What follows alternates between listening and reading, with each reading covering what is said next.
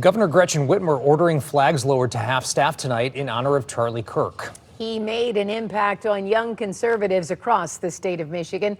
Kirk spoke in Detroit at Huntington Place just last year and also made a stop in East Lansing at Michigan State University back in April. 7 News Detroit reporter Brett Cast has more on his impact for local students and the growing concerns over political violence.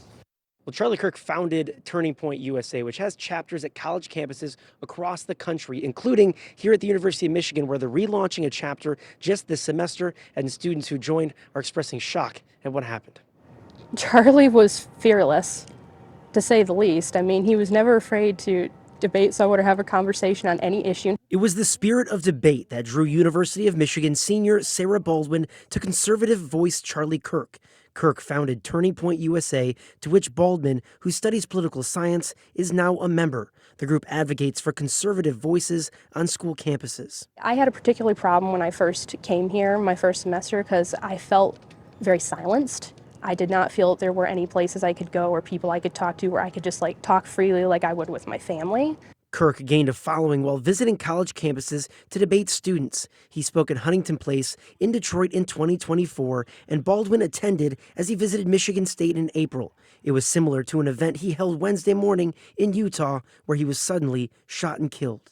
I think everyone's still really in shock. They've told you he's gone, but you can't really believe it. From the attempted assassination of President Trump last year to the recent shootings of 2 Democratic Minnesota lawmakers and their spouses, violence against political figures has been making headlines. It used to be, for example, with mass shootings, if a mass shooting would happen, it would stay in the news for weeks and weeks on end, and there'd be follow-up months later. Now a mass shooting could happen, and it's out of the news within a week.